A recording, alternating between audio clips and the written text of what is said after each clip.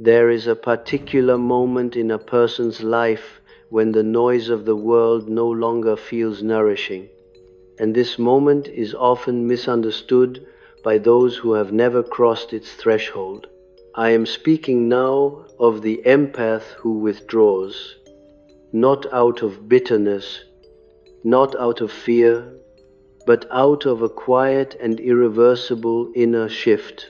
You may notice it first as a loss of appetite for conversation, for explanations, for the small rituals of belonging that once seemed necessary. Friends may interpret this as arrogance, depression, or emotional coldness. In truth, it is none of these. It is the psyche reorganizing itself around a new center of gravity. When I speak of the empath loner, I do not mean the socially anxious or the wounded introvert hiding from life. I am describing a far rarer phenomenon. The individual whose nervous system has learned too much, whose unconscious has absorbed too many emotional climates, too many unspoken demands, too many invisible contracts. Such a person once survived by attunement. They read rooms before they entered them. They sensed shifts in mood before words were spoken. They adjusted themselves instinctively, believing this sensitivity to be love, virtue, or moral duty. Society praised this adaptation and called it kindness. Families depended on it and called it loyalty. Partners consumed it and called it intimacy. But the unconscious keeps accounts, and it never forgets what the ego prefers not to see. Over time, the empath begins to notice a peculiar fatigue that sleep cannot repair. It is not physical tiredness. It is the exhaustion of constant psychic permeability. Dreams change first. Where once there were crowded scenes, chaotic households, endless corridors filled with voices, there now appear deserts, mountains, abandoned houses, vast bodies of water. The psyche is signaling a withdrawal of libido from the collective. This is not a rejection of humanity. It is a reclamation of inner territory. At this stage, something dangerous begins to happen, though it will not appear dangerous to the untrained eye. The empath discovers that silence feels richer than connection, that solitude no longer feels like absence but like presence. They are no longer lonely in the old sense. Instead, they experience a fullness that does not require witnesses. This is precisely why others grow uneasy around them. Human groups are stabilized by mutual need. When someone no longer needs in the familiar way, the invisible economy of emotional exchange is disrupted. You see, most relationships are not built on love as such, but on unconscious bargains. I give you attention, and you give me validation. I listen to your pain, and you reassure me that I am good. I absorb your anxiety, and you reward me with belonging. The empath loner quietly steps out of these contracts, not through confrontation, but through inner detachment. And nothing frightens the collective more than a person who cannot be emotionally recruited. From the perspective of analytical psychology, this moment marks a profound shift from extroversion of feeling to an introversion of value. The empath no longer measures their worth by resonance with others. Instead, they begin to sense an inner authority emerging, subtle yet immovable. This authority does not shout, it does not argue, it simply withdraws energy from what is no longer aligned.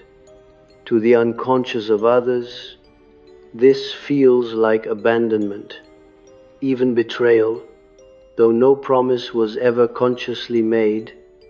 It is here that projections intensify. The empath loner is labeled selfish, cold, aloof, or changed. Yet what has truly changed is not the person, but the projection field surrounding them. When the empath was endlessly available, others could remain unconscious of their own emotional dependency. Once that availability disappears, the dependency becomes visible, and visibility is experienced as threat. In Jungian terms, the empath loner has begun a descent into the shadow, though not the shadow as moral darkness, but as psychic truth.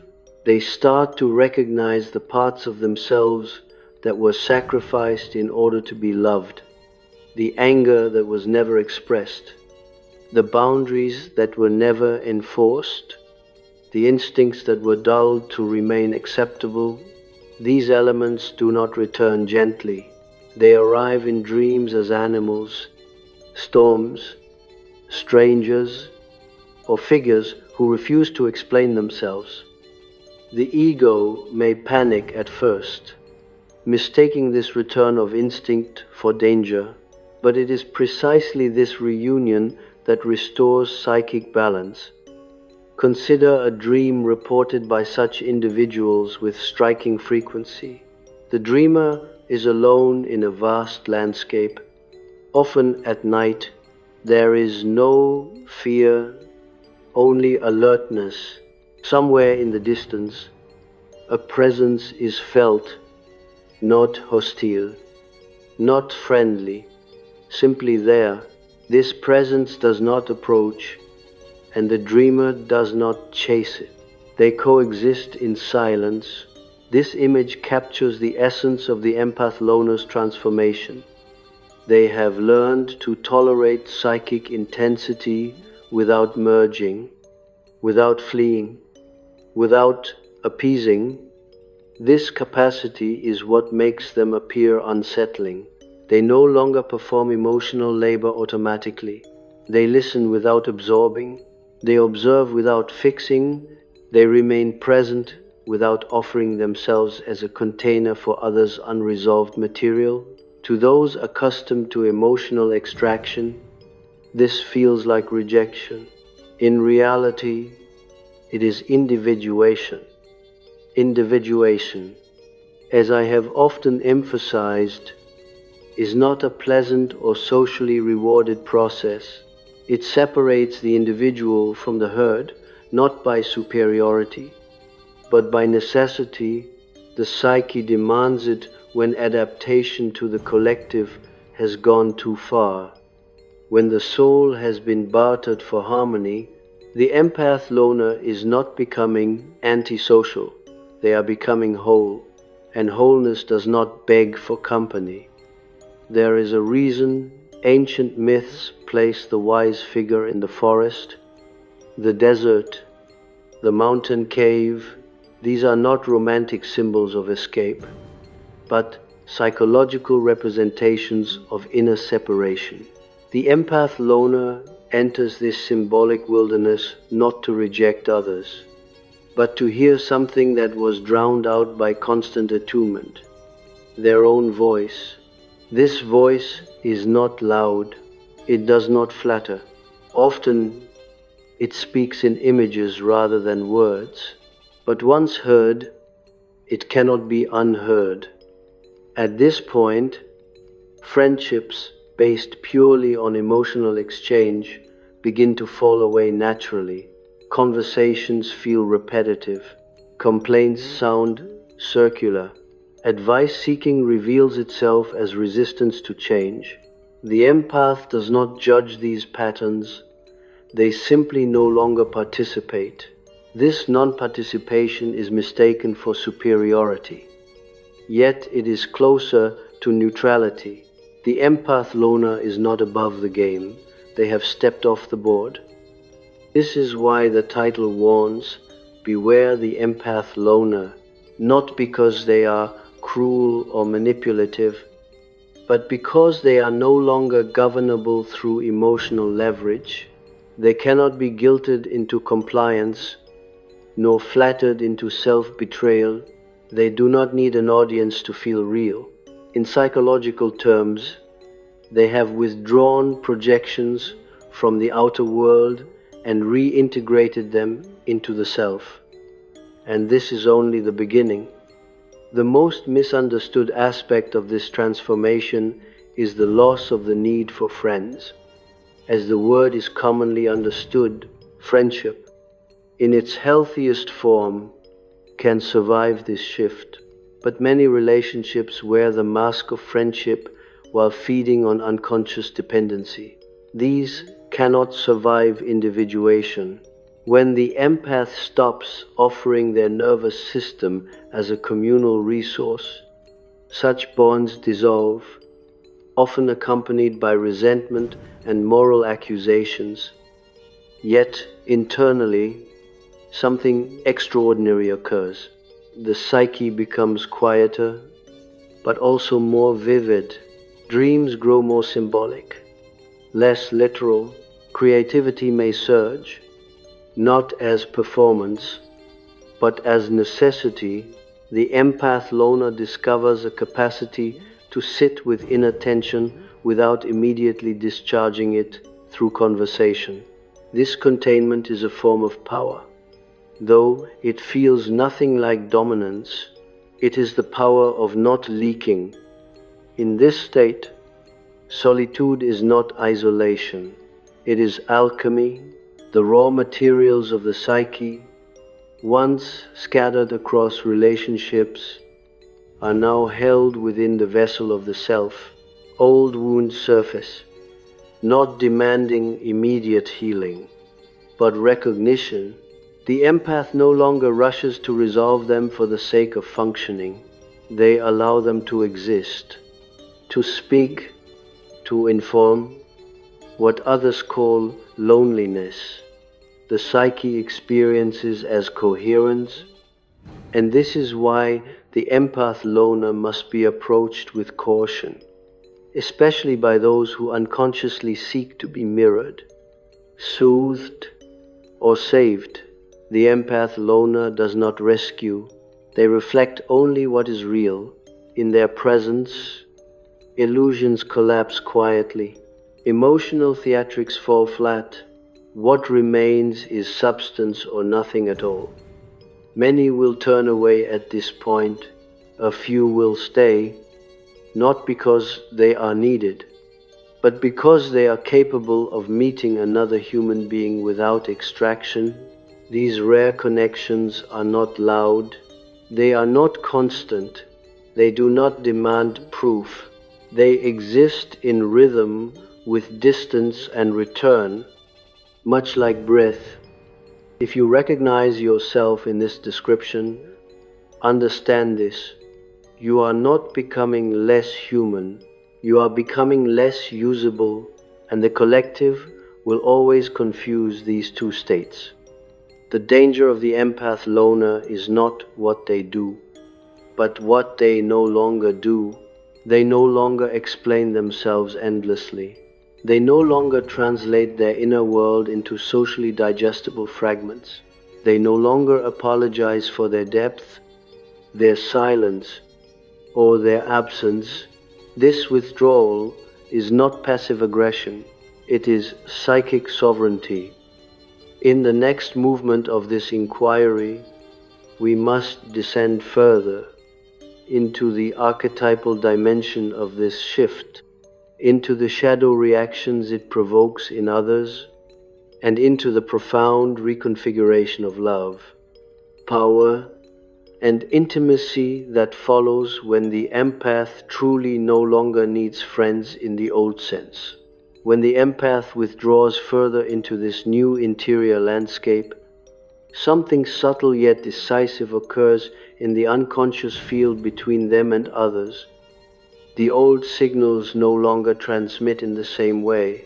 Emotional cues that once triggered immediate response now pass through without anchoring. This absence of reaction is often interpreted as indifference, but psychologically, it is something far more precise.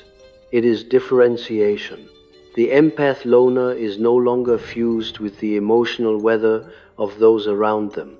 They are standing, perhaps for the first time, on their own psychic ground.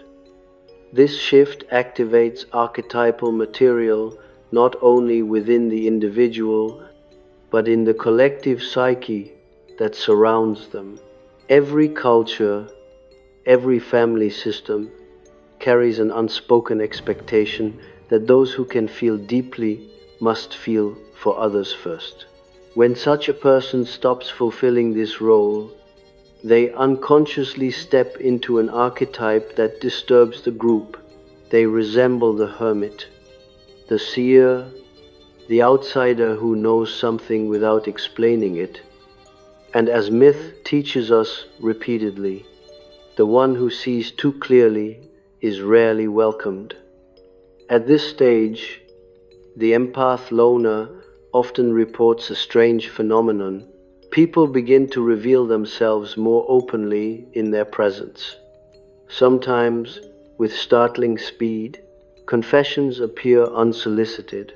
Aggression surfaces where none existed before. Others attempt intimacy too quickly or, conversely, withdraw abruptly. This is not coincidence. When the empath ceased to overfunction emotionally, they stopped cushioning others from their own unconscious. What now emerges is raw projection. Those who relied on the empath to stabilize their inner chaos experience a kind of psychic vertigo. Without the familiar mirror of validation, they are forced to confront parts of themselves they had outsourced. Some react by attempting to pull the empath back into the old role through guilt, nostalgia, or moral language.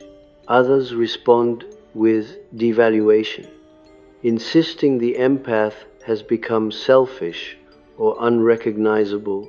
These reactions are not judgments, they are defenses. From a Jungian perspective, this is the shadow at work. The shadow is not evil. It is simply what the ego refuses to integrate.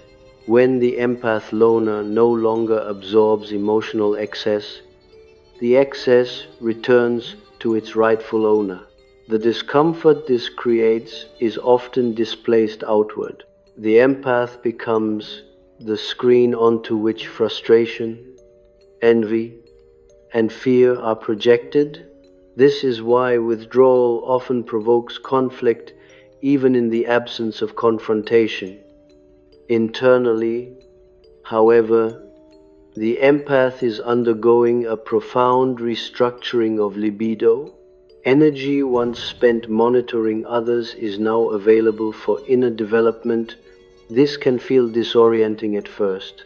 Many empaths mistake this phase for emotional numbness. They worry they are losing their capacity to love.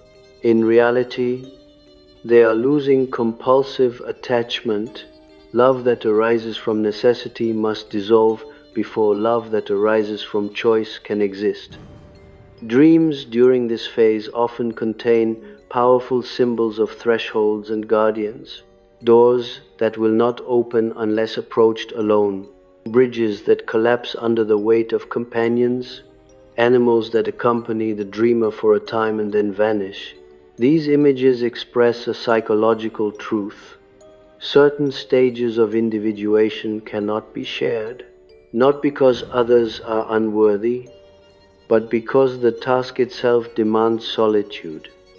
Here we encounter a critical misunderstanding about friendship.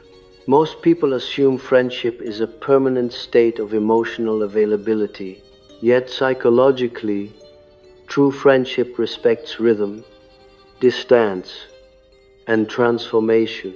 The empath loner does not reject friendship as such. They reject fusion masquerading as closeness. They no longer wish to be needed in order to belong. This is a radical shift, and one that few around them will consciously understand. It is important to emphasize that this withdrawal is not coldness. In fact, the empath's perception often becomes sharper, their compassion more precise. What disappears is indiscriminate empathy. They no longer feel obligated to resonate with every emotional frequency in the room. They choose where to place their attention. Attention, in psychological terms, is libido. To choose it consciously is an act of sovereignty. As this sovereignty stabilizes, another archetype begins to emerge within the empath loner, the inner authority. This is not the authority of domination or control, but of alignment. Decisions are made with less explanation and less inner debate. The empath may notice they no longer rehearse conversations in their mind, no longer anticipate others' reactions. This absence of anticipatory anxiety signals that the psyche has shifted its reference point inward. Such individuals often experience a reconfiguration of time. Social obligations feel slower, heavier. Solitude feels timeless, expansive. This is because the ego is no longer constantly adjusting to external demands. The nervous system begins to regulate itself. The empath loner may sit alone for long periods without boredom, not because they are detached from life, but because their inner world has gained density. This density can be frightening to those who still require constant stimulation or validation. In the presence of the empath loner, superficial interaction collapses, silence stretches. People become aware of themselves. Some interpret this as judgment, yet nothing is being imposed. The empath loner is simply no longer filling the space with reassurance. Here lies the true danger suggested in the title. Not that the empath loner will harm others, but that they expose what is already there. In mythological terms, they resemble the mirror that shows no mercy and offers no comfort. To stand before such a mirror requires maturity. Many turn away. As friendships fall away, the empath may grieve, not for the individuals themselves, but for the identity that depended on being needed. There is often a quiet mourning for the version of the self who believed connection required self-erasure.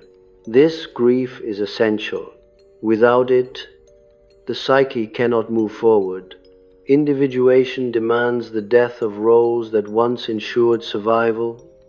What follows this mourning is a strange calm. The empath loner realizes that their worth does not fluctuate with social engagement. They can be unseen and still exist fully. This realization alters the entire relational economy of their life. They approach others without hunger. They listen without urgency. They leave without drama. In analytical terms, the self has begun to replace the persona as the organizing center of the psyche.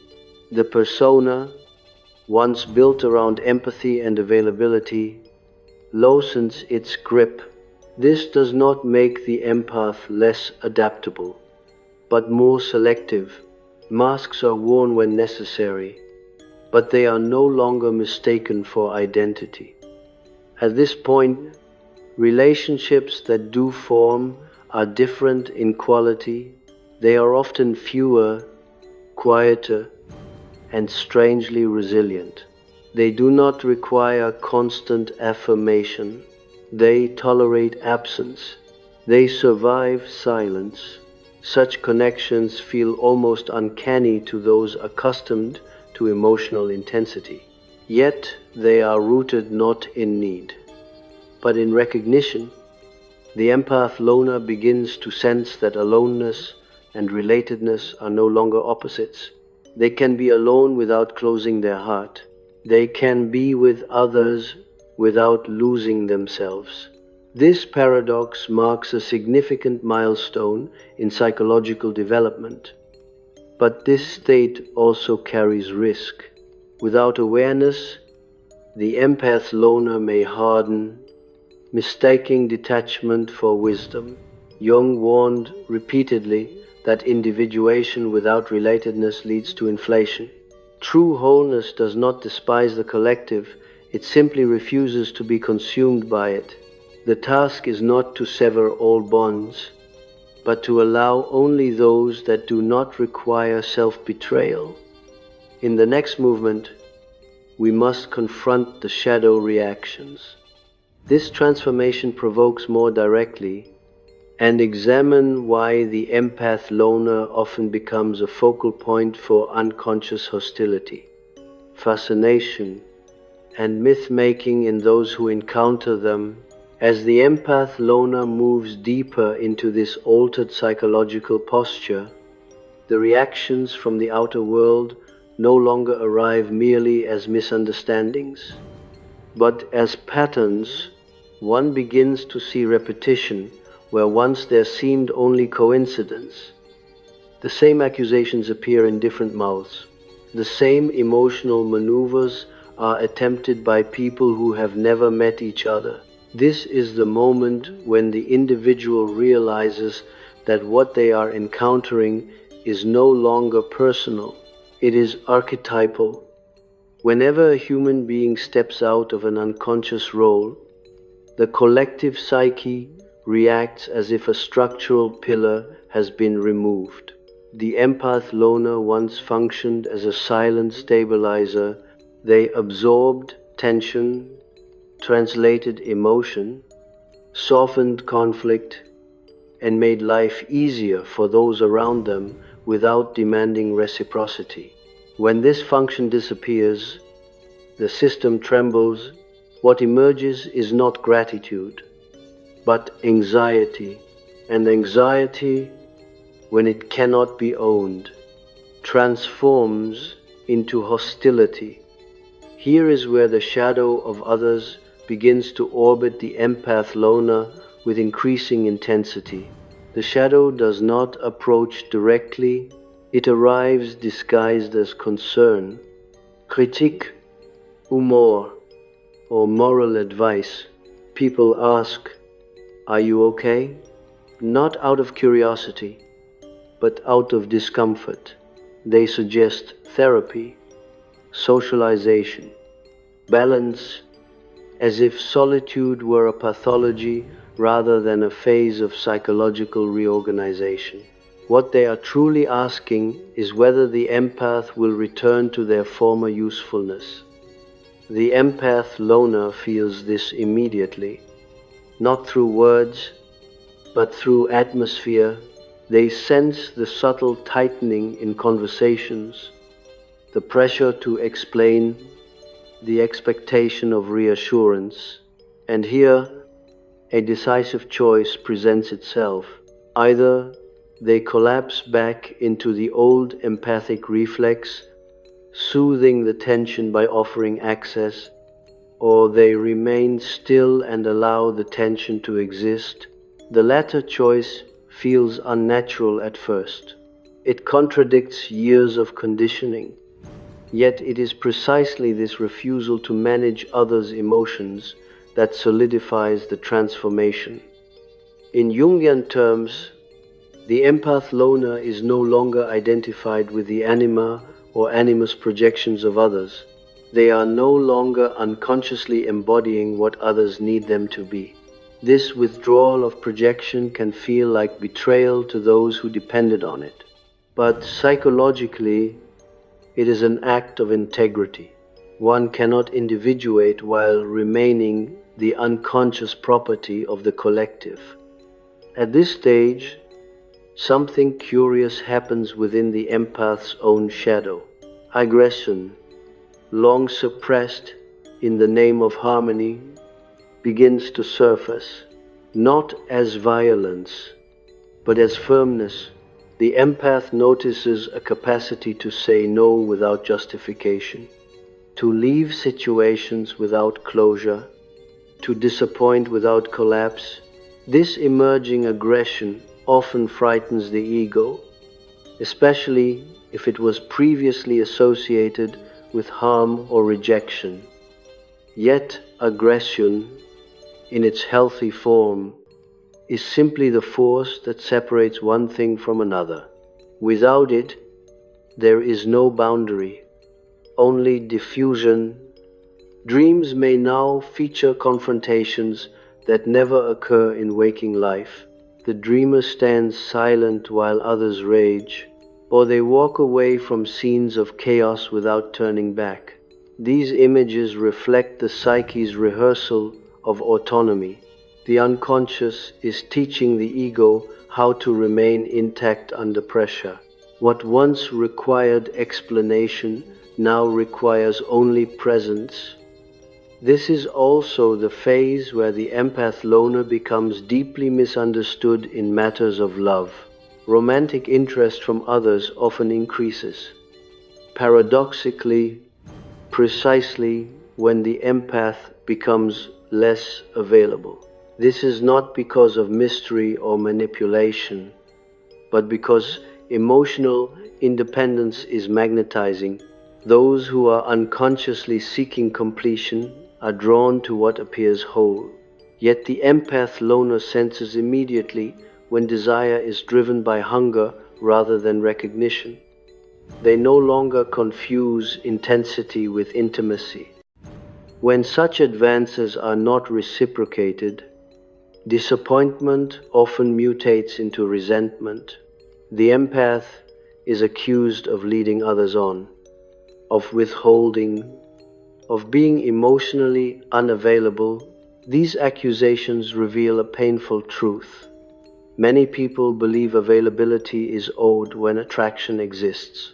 The empath loner does not accept this premise. They understand, perhaps for the first time, that desire does not constitute a claim. In friendships, a similar dynamic unfolds.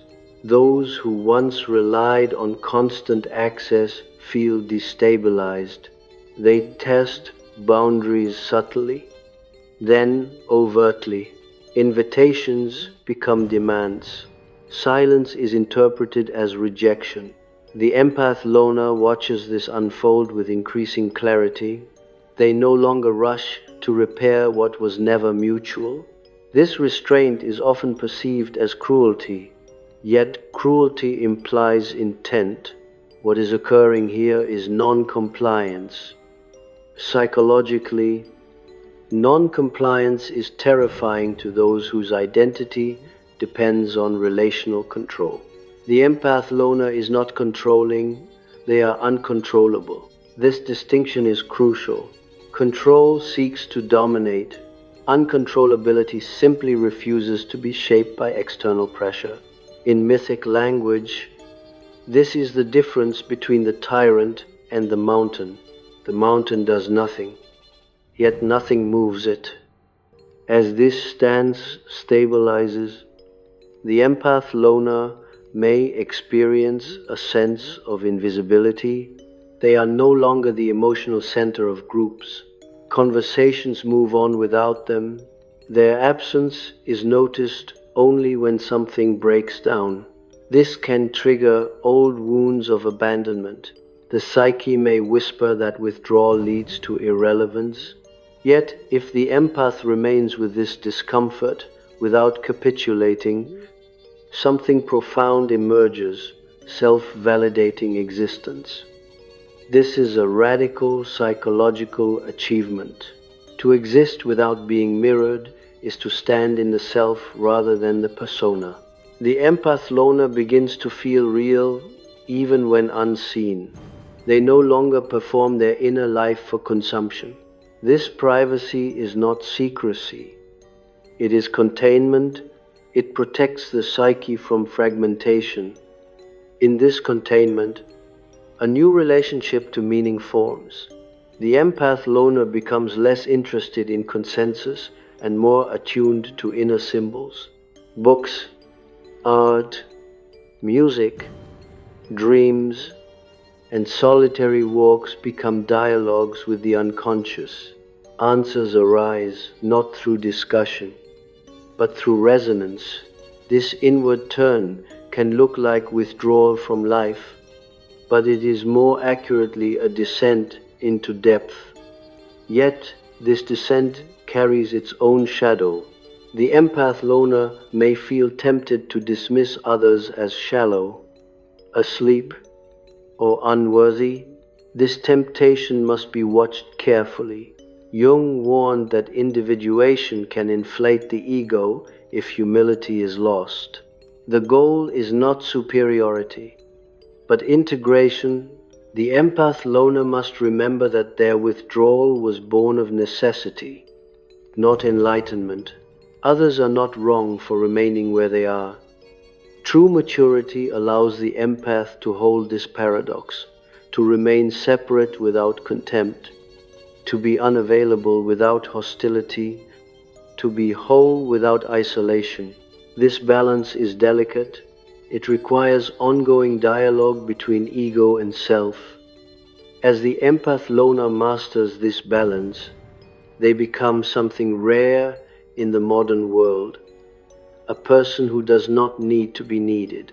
Such individuals are quietly dangerous to dysfunctional systems. They cannot be bribed with belonging, threatened with exclusion, or manipulated through guilt. Their presence alone destabilizes illusions. And yet, they do not seek to disrupt, they simply are. In the final movement, we must explore what happens when this psychological state fully consolidates, how the empath loner relates to love, community, and destiny once the need for friends dissolves, and what kind of quiet power emerges when a human being finally belongs to themselves. When this state finally consolidates, the empath loner no longer experiences their solitude as a phase or a reaction. It becomes a structural condition of the psyche, as natural and unquestioned as breathing. They do not wake each day wondering whether they should return to the old way of relating. That question has dissolved. What remains is a quiet alignment between inner rhythm and outer life. They choose contact when it is real. They choose distance when it is not. And neither choice carries drama. At this level, the psyche has accepted a truth that once felt unbearable, that most human connection is provisional, situational, and symbolic rather than eternal. The empath loner no longer seeks permanence in relationships. They understand that souls meet for specific movements of development, then separate. This understanding is not cynical, it is reverent. It allows encounters to be complete without being clung to. Endings no longer feel like failures, they feel like closures. Love, in this psychological configuration, undergoes its most radical transformation. The empath loner does not love less. They love with far greater precision. Love is no longer expressed through sacrifice, overextension, or emotional availability on demand. It is expressed through clarity, through truthfulness, through the refusal to pretend. This kind of love often feels unsettling to those accustomed to reassurance and intensity. It does not soothe insecurity. It does not chase approval. It stands open but unbending. Romantic bonds that survive this stage are rare, but profoundly different in quality. They are not built on completion, rescue, or fusion. Two individuals meet who can each tolerate their own solitude. They do not require constant proximity to feel bonded. Silence between them is not a threat. Distance does not trigger abandonment. Such relationships are not loud, they do not announce themselves, yet they endure precisely because they do not demand more than what is freely given. The empath loner also re-enters community in an unexpected way. They may participate less, speak less, attend fewer gatherings, yet when they do appear, their presence carries weight. They are no longer diffuse. They do not scatter their energy across many roles. They occupy space simply by being grounded in themselves. Others may not know why they feel steadied, confronted, or unsettled in their presence, but something essential is transmitted: coherence. This coherence is what ancient traditions recognized as authority. Though not the authority of hierarchy or command, it is the authority of alignment. The empath loner no longer argues their position. They do not persuade, they do not justify. Their life itself becomes the statement. This is why such individuals often become symbolic figures in the lives of others without intending to. They are remembered, spoken about, sometimes mythologized, not because they tried to lead, but because they refused to lie. Internally, the relationship with the shadow has matured. The empath loner no longer fears their own darkness. Anger, desire, withdrawal, and silence are no longer split off as dangerous. They are recognized as energies that must be integrated rather than suppressed. This integration gives the empath a grounded realism. They no longer idealize humanity, nor do they despise it. They see clearly, and clarity brings a sober compassion. Dreams at this stage often simplify. The dramatic conflicts of earlier phases recede. Symbols become fewer but more potent. A single image may carry enormous emotional weight: a fire burning steadily, a tree standing alone in an open field, a house with locked doors and lit windows. These images reflect an inner homecoming. The psyche has found a center that does not require constant maintenance. The empath loner now understands why the need for friends, as it once existed, had to dissolve. That need was rooted in self-fragmentation. Friends were mirrors, regulators, containers. When the self became capable of holding its own complexity, those functions were no longer required externally. This does not make others obsolete. It simply changes the terms of encounter. People who meet the empath loner at this stage often sense something difficult to name. There is no attempt to impress them, no urgency to connect, no emotional performance. This absence can feel unsettling at first, especially in a culture addicted to stimulation and validation, but for those capable of tolerating it, the encounter can be deeply relieving. They sense that nothing is being taken from them and nothing is demanded. This is the quiet power hinted at in the warning. The empath loner does not manipulate. They do not dominate, yet they are immune to many of the forces that govern social life. Guilt slides off them. Flattery has no hook. Threats of exclusion carry no weight. They are not rebellious. They are simply unreachable through unconscious means. Only what is real can reach them. Such individuals often attract projections of wisdom or superiority, which must be resisted. The empath loner is not enlightened. They are individuating. They still carry blind spots, wounds, and limitations. What differentiates them is not purity, but ownership. They know what belongs to them and what does not. They do not confuse empathy with obligation. They do not confuse solitude with deficiency. In the final reckoning, the empath loner discovers that they have not lost friends, they have lost illusions, they have lost roles that required self-erasure. They have lost the compulsion to be understood. What they gain is something far more enduring, an inner companionship that does not abandon them under pressure. To belong to oneself is not a romantic ideal, it is a demanding psychological achievement. It requires the courage to disappoint, the capacity to endure misunderstanding, and the willingness to stand alone without becoming bitter. Few reach this point consciously.